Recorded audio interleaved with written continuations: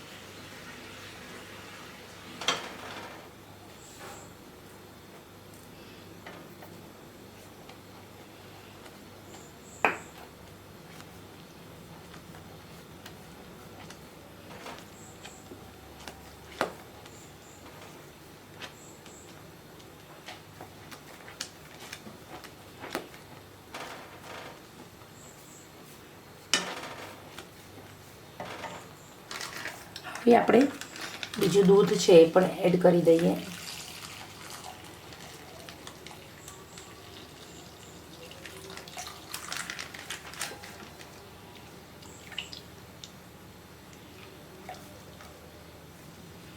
અહીંયા આપણે દૂધને ઉકાળીશું.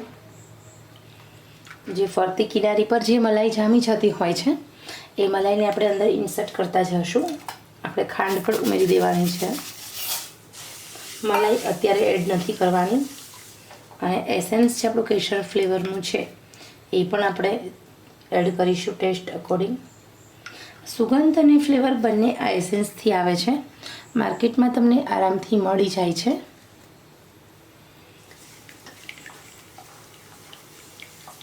હલાવી લઈશું. અને અહીંયા આપણે દૂધને એવી રીતે ઉકાળીશું કે જે ફરતી કિનારી હોય ત્યાં દૂધની જે મલાઈ જામી જાય એને આપણે અંદર ઇન્સર્ટ કરશું, જેના કારણે એકદમ સરસ મજાનો માવા ફ્લેવરનો ટેસ્ટ આવે. અત્યારે દૂધ ઉકળે તો આપણે જો મલાઈ એડ કરીશું તો આપણી જે મલાઈ છે એનું ઘી બની જશે. આપણે મલાઈ બાદમાં એડ કરવાની, અત્યારે માત્ર દૂધને જ આપણે ઉકાળીશું. ગેસની આંચ મેં એકદમ ફૂલ રાખી છે, તમે સ્લો ટુ મીડિયમ પણ રાખી શકો છો.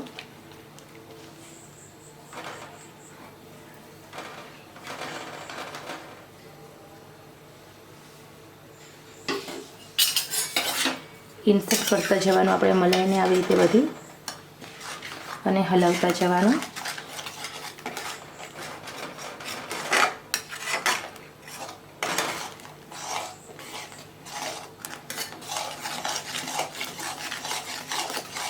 દૂધ એકદમ દાણેદાર, કણીદાર, રબડીદાર થઈ જવું જોઈએ.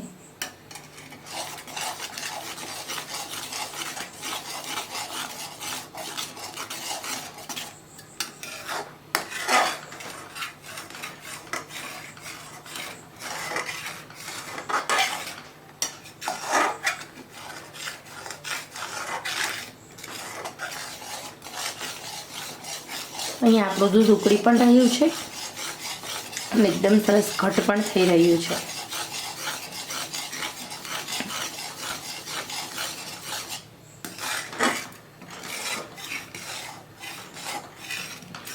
જ્યારે પણ તમે આ વસ્તુ બનાવતા હોય ત્યારે ગેસની જે આંચ છે એકદમ મીડિયમ રાખવાની અને હેવી બોટમ કઢાઈ લેવાની.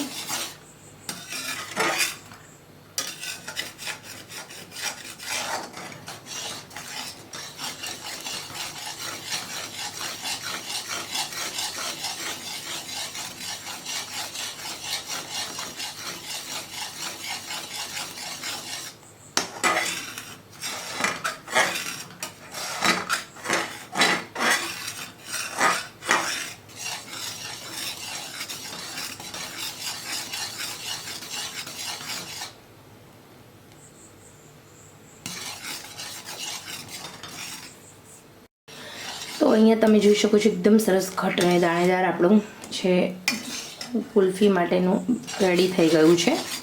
તો આ જે કુલ્ફી છે એ તમે વ્રત ઉપવાસમાં ખાઈ શકો છો. આપણે આમાં બીજું કોઈ જ કેમિકલ વસ્તુ કે એવું વસ્તુ એડ નથી કર્યું. અહીંયા આપણે જે કોર્નફ્લોર હોય છે કે પછી કસ્ટર્ડ મિલ્ક હોય છે, કસ્ટર્ડ પાવડર એ પણ એડ નથી કર્યું.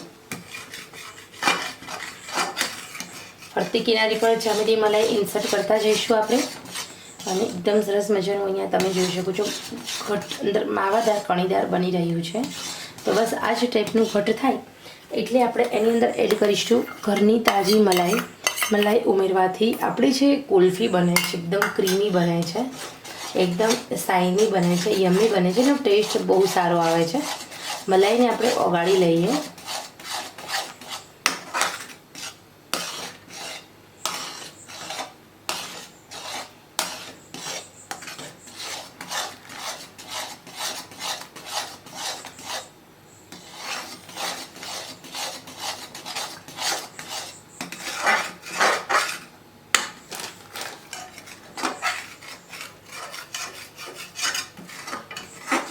તો અહીંયા 500 ગ્રામ દૂધમાંથી આખા ઘરના ફેમિલી મેમ્બર્સ ધરાય ધરાને ખાય એટલી બધી ગુલ્ફી બનશે.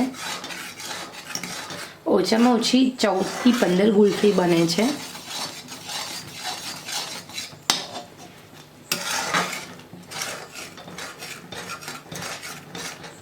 તો મિલ્ક પાવડર ઉમેર્યા પછી આપણે એકદમ ઘટ થઈ જાય આ ટાઈપનું એટલે આપણે ગેસની આંચ બંધ કરી દઈએ. આ આપણી જે માવાદાર કણીદાર જે માટલા ગુલ્ફી બનાવવાની છે તેનું જે મિલ્ક હોય છે એ રેડી થઈ ગયું છે. ગેસની આંચ આપણે હવે બંધ કરી દઈએ. આ ટાઈપનું ઘટ થવું જોઈએ. તમે જોઈ શકો છો એકદમ ઘટ થઈ ગયું છે. બાસુંદી કરતાં પણ વધારે ઘટ આપણે જેવી રીતે રબડી બનાવીએ છીએ એ રબડી જેવું ઘટ થઈ જવું જોઈએ. ગેસની આંચ બંધ કર્યા પછી પણ આપણે હલાવીશું જેના કારણે ઉપર મલાઈનું લેયર ન થઈ જાય. કારણ કે જો મલાઈનું લેયર થઈ જશે તો જે આપણી મલાઈદાર અને માવાદાર અને કણીદાર આપણી જે માટલા કુલ્ફીનો ટેસ્ટ આવશે એ બિલકુલ નહીં આવે. તો અહીંયા આપણે જ્યાં સુધી ઠંડો ના થાય તો ઉપર ત્યાં સુધી સતત આપણે તે હલાવ કરશું. તો અહીંયા આપણે કુલ્ફી બનાવવાના જે મોડ આવે છે મારી પાસે રેડી છે. તો જ્યારે આપણું જે કુલ્ફી બનાવવા માટેનું મિશ્રણ રેડી થાય એટલે આપણે આ તૈયાર કરેલા મોડની અંદર કુલ્ફીને સરસ મજાની બનાવી લેવાની છે. તો ચલો સૌથી પહેલાં આપણે ઠંડુ થાય એની વેઇટ એન્ડ વોચ કરીશું. તમારા પાસે આ ન હોય તો તમે કોઈ પણ એવો ડબ્બો લઈ શકો છો પ્લાસ્ટિકનો અને આ ડબ્બામાં પણ તમે આ કુલ્ફીને બનાવવા માટે ફ્રીજમાં મૂકી શકો છો, ફ્રીઝરમાં. તો પણ તમારી કુલ્ફી એકદમ સરસ બને છે. એ પછી આપણે એના કટિંગ કેવી રીતે કરવા એ માટલા કુલ્ફીના એ પણ હું તમને બતાવીશ. તો જો મારી પાસે મિશ્રણ વધશે તો હું તમને આવા ડબ્બામાં કેવી રીતે બનાવું એ પણ હું તમને બતાવીશ. તો ચલો સૌથી પહેલાં અહીંયા આપણે આપણું જે કુલ્ફીનું મિશ્રણ છે એને ઠંડુ થવા દઈએ. અહીંયા જે એલ્યુમિનિયમના મોડ છે એનો ફાયદો એ છે કે ઇઝીલી આપણી કુલ્ફી રિમૂવ થઈ જાય છે. સાથે સાથે એકદમ ઝડપથી ઇન્સ્ટન્ટ આપણી જે કુલ્ફી હોય છે બનવાની પ્રોસેસ ચાલુ થઈ જાય છે. 2 થી 3 કલાકમાં તમારી કુલ્ફી છે એ બનીને રેડી થઈ જાય છે. તો અહીંયા હવે આપણું જે કુલ્ફી બનાવવાનું મોડ હોય એની અંદર આપણે તૈયાર કરેલા મિશ્રણને ફેલાવી દઈએ.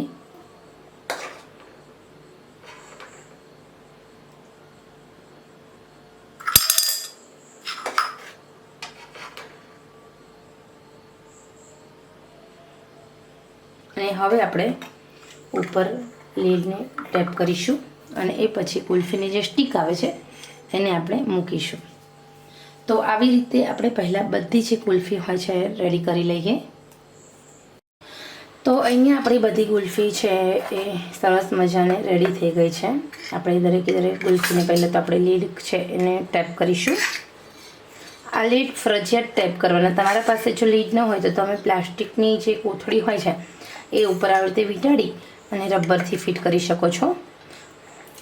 અને હવે આપણે સ્ટીક છે આપણી પાસે, દરેક સ્ટીકને મૂકી દઈએ.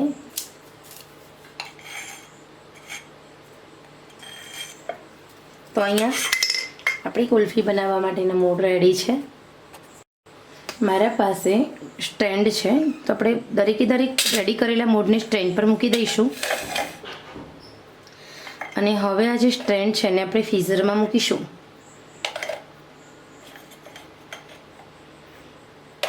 અને એકદમ ફટાફટ આપણી કુલ્ફી બનીને રેડી થઈ જશે. તો ચલો આપણે હવે ફ્રીઝરમાં મૂકું છું અને 2 કલાક પછી આપણે જોઈએ કે આપણી કુલ્ફી કેવી બની છે. તો અહીંયા હવે તમે જુઓ તો આપણી એકદમ સરસ મજાની કુલ્ફી બનીને રેડી છે. હું તમને બતાવું તો એકદમ સરસ મજાનો આપણે લીડ હોય છે એને આપણે રિમૂવ કરીશું. લીડ રિમૂવ થઈ જાય એટલે આપણી જે કુલ્ફી હશે એને અનમોલ્ડ કરવાની છે. તો અહીંયા આપણી જે કુલ્ફી છે એ તમે જોઈ શકો છો અનમોલ્ડ થઈ ગઈ છે. તો એકદમ સરસ મજાની આપણી માટલા કુલ્ફી બનીને રેડી છે. તો અહીંયા એકદમ હૂબહૂ બહાર જેવી જ આપણી માટલા કુલ્ફી બનીને રેડી છે. તો તમે પણ અહીંયા આવી રીતે એકવાર ચોક્કસ માટલા કુલ્ફી બનાવો.